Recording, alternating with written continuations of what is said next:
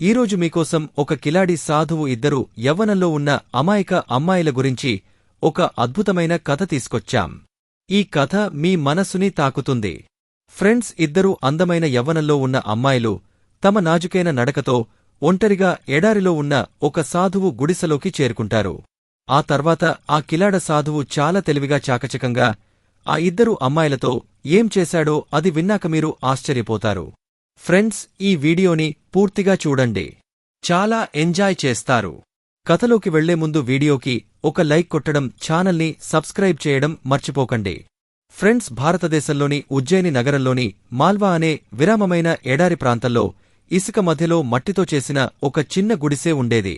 ఆ గుడిసెలో 70 ఏళ్ల వృద్ధ సాధువు చాలా సంవత్సరాల నుంచి ఒంటరిగా ఉంటున్నాడు. ఆ రాత్రి కూడా సాధువు తన గుడిసెలో పడుకునిగా నిద్రలో ఉన్నాడు. అప్పుడు అకస్మాత్తుగా గుడిసె తలుపుపై నీరసమైన సౌండ్ వినిపించింది. సాధువుకు కొంచెం మెలకువ వచ్చింది. కాని అతను పక్కకి తిరిగి పడుకొని ఎడారిలో మరియు ఈ టైంలో ఎవరు వచ్చి ఉంటారు అని ఆలోచించాడు. కాని సౌండ్ ఆగలేదు, మరింత గట్టిగా వచ్చింది. ఎవరో తొందరగా తలుపు తీయమన్నట్టు సాధువు నెమ్మదిగా లేచి కూర్చున్నాడు. తన పాత ఉన్ని సాలువ అని భుజంపై వేసుకొని తలుపు వైపు నడిచాడు. తలుపు తీసిన వెంటనే అతని కళ్ళు ఒక్క క్షణం మిరమిట్లు గొలిపాయి. బయట నిలబడిన ఇద్దరు యవ్వన అందమైన అమ్మాయిలు సుమరాధిక ఆ చీకటి రాత్రిలో చందమామలా కనిపించారు. వాళ్ల మొహాల్లో ఆకర్షణ ఉంది. కాని వాళ్ల అలసిన కళ్లలో ప్రయాణ బాధ, ఆందోళన స్పష్టంగా కనిపించాయి. సాధువు కళ్ళు వాళ్లపై పడ్డాయి. మీరు ఎవరు? ఈ టైంలో ఏం చేస్తున్నారు అని అతను నీరసంగా కాస్త అయోమయంగా అడిగాడు.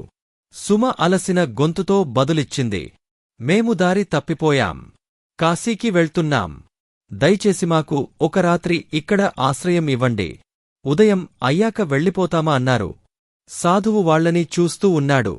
వాళ్ల మాటల కంటే వాళ్ల మొహాలనే ఎక్కువగా చూస్తున్నట్టు అనిపించింది. తర్వాత అతను లోపలికి రండి అన్నాడు. ఇద్దరూ గుడిసెలోకి వచ్చారు. సాధువు గుడిసె మూలలో ఉన్న పాత చాపవైపు చూపించి అక్కడ పడుకోండి అన్నాడు. అమ్మాయిలు పడుకున్న వెంటనే వాళ్ల అలసట వాళ్లని ముంచెత్తింది. కాసేపట్లోగా నిద్రలోకి జారిపోయారు. రాత్రి చివరి జాంలో ఎడారిలో చల్లని గాలి చప్పుడు మాత్రమే వినిపిస్తుండగా సుమకి ఎవరో తన పక్కన నిలబడినట్టు అనిపించింది. ఆమె కళ్ళు కొద్దిగా తెరిచి చూసింది. సాధువు వింతగా గాగంగా ఆమెని చూస్తున్నాడు. ఆమె వెంటనే లేచి కూర్చుంది. ఏమైంది? నువ్వు ఇక్కడ ఏం చేస్తున్నావు అని అడిగింది. సాధువు తొందరగా ఏం లేదు, నీకు చలి వేస్తుందేమో అని దుప్పటి ఇవ్వడానికి వచ్చా అన్నాడు. సుమ కోపంగా దుప్పటి తీసుకుని మొహం తిప్పుకుని పడుకుంది. కాని సాధువు అక్కడే నిలబడి వాళ్లని చూస్తూ ఉన్నాడు. అతని కళ్లలో ఆకర్షణ బాగా పెరిగిపోయింది.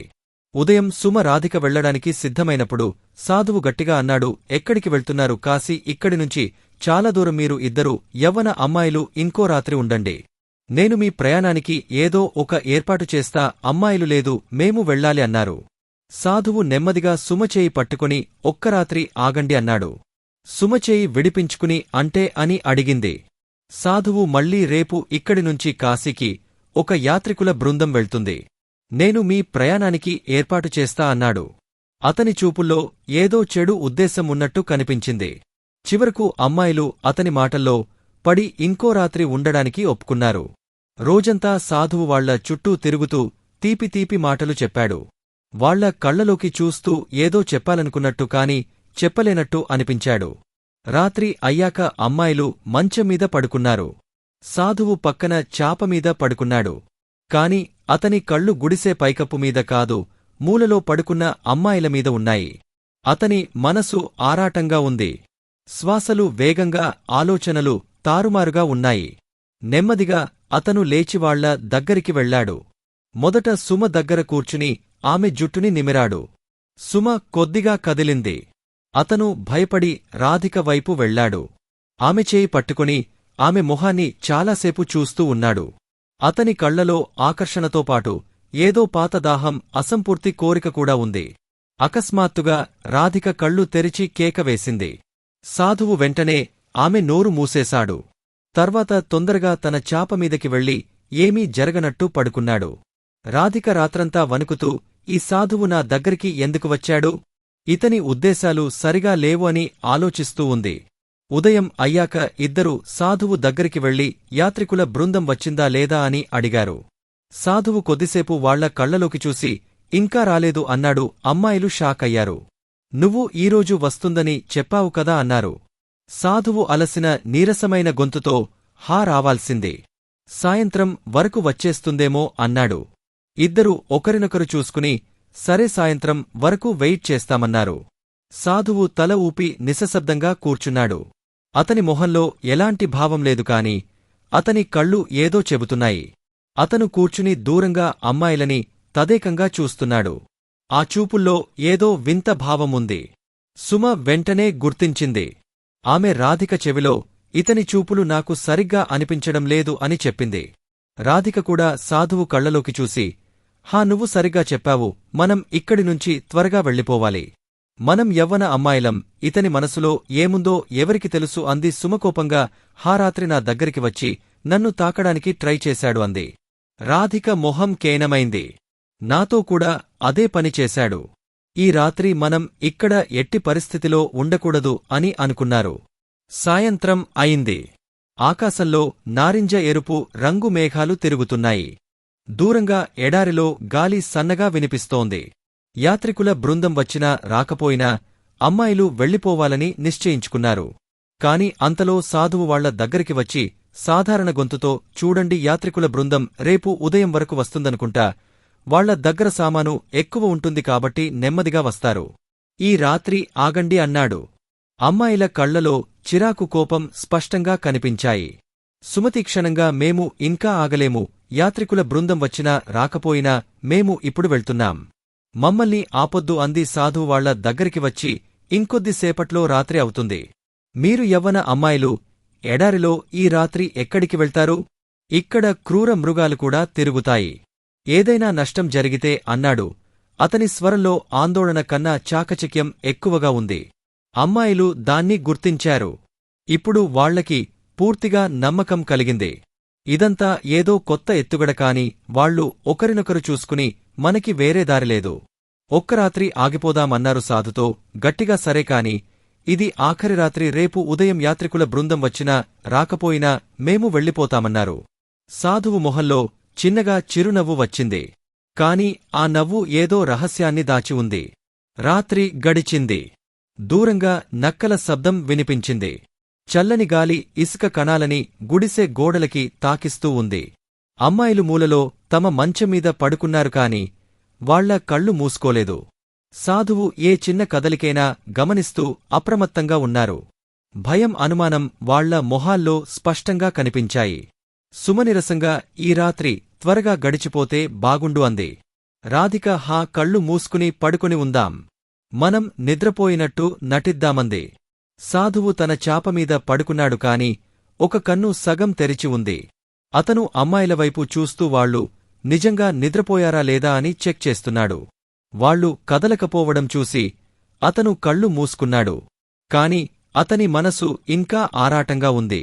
ఏదో ప్లాన్ రెడీ అవుతున్నట్టు. కాసేపటి తర్వాత అతను నెమ్మదిగా లేచి వాళ్ల వైపు నడిచాడు. ఇసుకమీద అతని అడుగుల చప్పుడు గుడిసెలో గుండెల్లో గుండెలా వినిపించింది. కొద్దిసేపు వాళ్ల దగ్గర నిలబడి వాళ్ల హావభావాలని గమనించాడు. తర్వాత సుమన్ కాళ్ల దగ్గర కూర్చుని నెమ్మదిగా ఆమె కాళ్లని నిమిరాడు. అప్పుడు సుమన్ కళ్ళు కొద్దిగా ఆడాయి. ఒక కన్ను సగం తెరుచుకుంది. సాధువు దాన్ని చూసి వెంటనే వెనక్కి జరిగాడు. ఇప్పుడు రాధిక దగ్గరికి వెళ్లి ఆమె నుదుటిని నిమిరాడు. అకస్మాత్తుగా రాధిక కళ్ళు తెరిచింది. ఆమె భయపడి పక్కకి తిరిగి మొహం కిందకి పెట్టుకుంది. ఆమె ఏమీ అనలేదు కాని ఆమె కదలికలు ఆమె పూర్తిగా మేల్కొన్నట్టు చెప్పాయి. సాధువు ఏమీ మాట్లాడకుండా తన బడిమీదకి వెళ్ళిపోయాడు. అతని శ్వాసలు కాస్త వేగంగా ఉన్నాయి. కాని మొహంలో పశ్చాత్తాపం లేదు. ఉదయం అయ్యాక సుమ, రాధిక లేచి నేరుగా సాధువు దగ్గరికి వెళ్లారు. సుమ తీక్షణంగా ఏంటి, నీ యాత్రికుల బృందం వచ్చిందా లేదా, మళ్ళీ ఏదైనా సమస్య అని అడిగింది. సాధువు కొద్దిసేపు నిశ్శబ్దంగా ఉన్నాడు. తర్వాత యాత్రికుల బృందం రాలేదు అన్నాడు. అమ్మాయిలు పూర్తిగా కోపంతో ఊగిపోయారు. మాకు ముందే తెలుసు ఏ యాత్రికుల బృందం రాదని, నువ్వు మమ్మల్ని వేరే కారణంతో ఆపుతున్నావు. ఇప్పుడు మాకు అంతా అర్థమైంది. మేము ఒక్క క్షణం కూడా ఇక్కడ ఉండమన్నారు. సుమరాధిక చేయి పట్టుకుని రా ఇక్కడినుంచి వెళ్దామంది.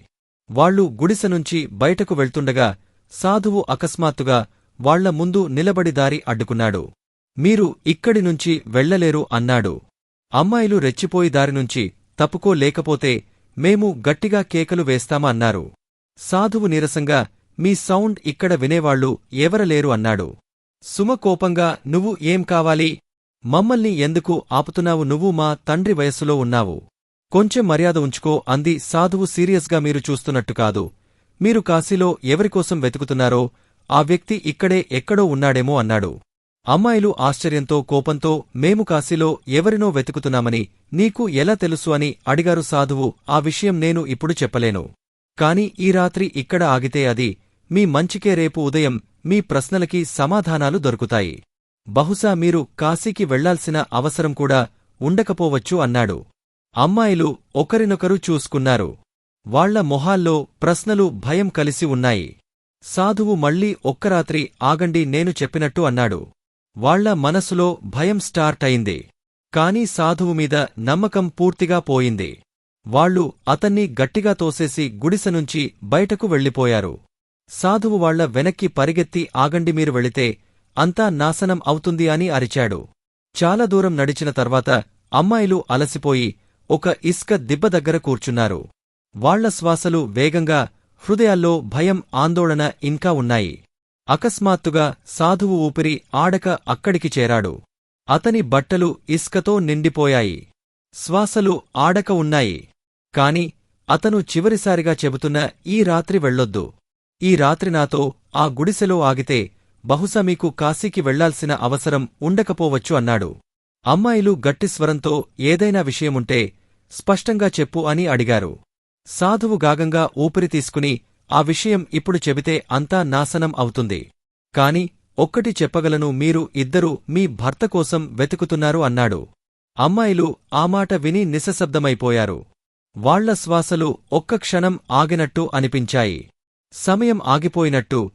మేము మా భర్తని వెతుకుతున్నాం. అతను చాలా కాలంగా కనిపించడంలేదు. మేము ఎన్నో పట్టణాలు, గ్రామాలు, వీధులు తిరిగాం, దూరంగా వార్తలు పంపాం, కాని ఎక్కడా ఆచూకీ దొరకలేదు. ఇప్పుడు కాశీకి వెళ్తున్నాం.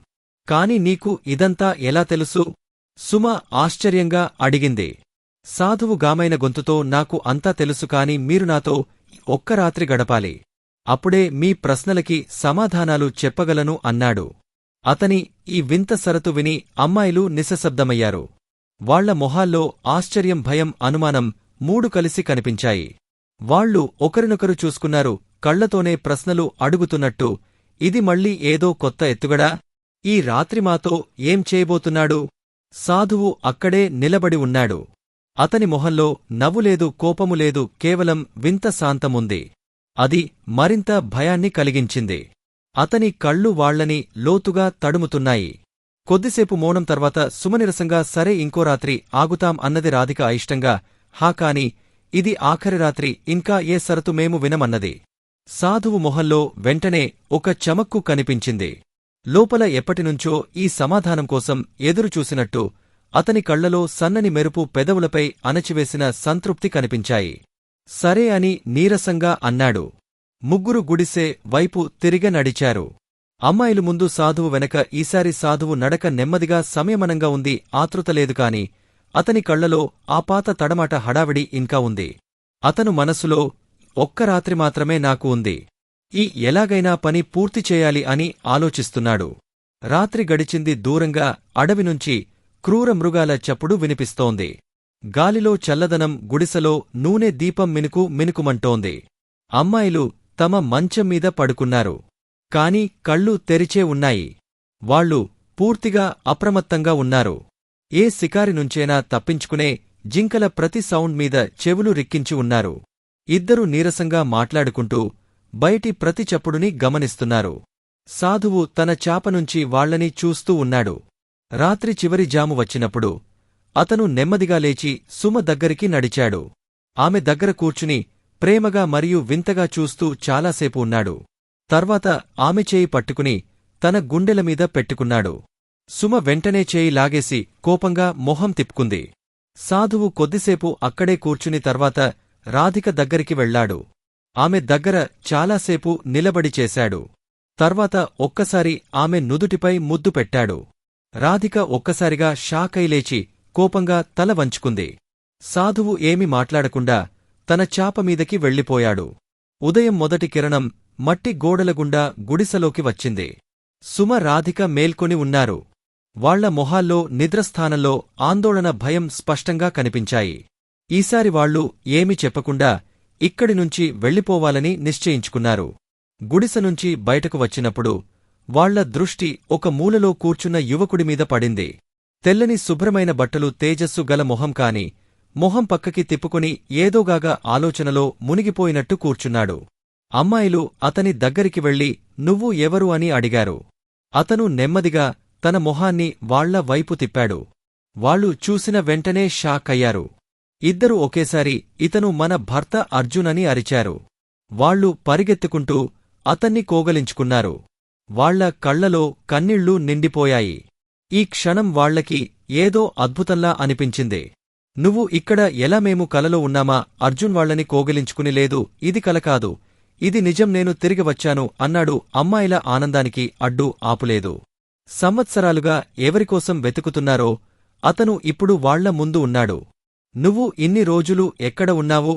ఈ సాధువు గుడిసెలోకి ఎలా వచ్చావు? అతను మాకు అస్సలు సరిగా అనిపించలేదు. నీకు అతను తెలుసా అని రాధిక అడిగింది. అర్జున్ గాగంగా వాళ్లని చూసి ముందు సాధువుని పిలిచి రండి, అతను ఎక్కడ ఉన్నాడో చూడండి అన్నాడు. అమ్మాయిలు గుడిసె అంతా వెతికారు, కాని సాధువు ఎక్కడ కనిపించలేదు. అతను ఇక్కడ లేడు, ఒక్కసారిగా కనిపించకుండా పోయాడు అన్నారు. అర్జున్ గాగంగా ఊపిరి తీసుకుని సాధువు ఎక్కడికి వెళ్లాడో మీరే ఇప్పుడు అర్థం చేసుకుంటారు. కాని అంతకుముందు నేను ఇన్ని సంవత్సరాలు ఎక్కడ ఉన్నానో తెలుసుకోవాలని లేదా అన్నాడు. ఇద్దరూ ఆతృతగా భయంగా హా చెప్పు అన్నారు. అర్జున్ నెమ్మదిగా చెప్పడం మొదలెట్టాడు. ఒకరోజు నేను ఇంటినుంచి బజార్కి వెళ్తుండగా దారిలో ఒక వృద్ధుడు, అత్యంత అందమైన కన్య నాకు కనిపించారు. వృద్ధుడు సాధువులా కనిపించాడు. కన్య చాలా యవ్వనంగా, ఆకర్షణీయంగా ఉంది. నేను ఆ కన్యతో నువ్వు ఈ వృద్ధుడిని ఎందుకు పెళ్లి చేసుకున్నావు? నువ్వు ఏ యవ్వన వ్యక్తితోనైనా ఉండాలి అని అన్నాను. కాని ఆ కన్య సాధారణ స్త్రీ కాదు. ఆమెలో ఏదో అద్భుత శక్తి ఉంది. ఆమె నన్ను గాగంగా చూసి కొన్ని మంత్రాలు చదివి నా వైపు ఊదింది. ఒక్క క్షణంలో నా రూపం ఆ వృద్ధ సాధువులా మారిపోయింది. ఆమె ఇది నీ శిక్ష, ఇక నీవు జీవితాంతం ఈ రూపంలోనే ఉంటావు అని అంది. అయితే నేను బాధతో నన్ను క్షమించు, నేను కావాలని అనలేదు అని అన్నాడు. అప్పుడు ఆ కన్య నన్ను చూస్తూ నీ రూపం మునుపటిలా అవ్వాలంటే నీవు సత్యంగా ప్రేమించే నీ సొంతవాళ్లు నిన్ను వెతుక్కుంటూ నీ దగ్గరికి వస్తారు. వారు నీ అసలు రూపం తెలియకుండా నీతో సమయం గడిపితే నీవు నీ అసలు రూపంలోకి తిరిగి వస్తావు, కాని నీవు నీ గురించి నువ్వు చెప్పకూడదు అని అన్నది. సుమ, రాధిక మొహాలు పాలిపోయాయి. వణుకుతున్న గొంతుతో అంటే నీవే ఆ సాధువా అని అడిగారు. అర్జున్ తల వంచుకొని హా నేనే అన్నాడు. ఇద్దరి పెదవులు వణికాయి, కళ్లలో కన్నీళ్లు నిండాయి. పశ్చాత్తాపంతో, సిగ్గుతో బరువెక్కాయి. వాళ్లు పరిగెత్తుకుంటూ అర్జున్ గొంతు పట్టుకున్నారు.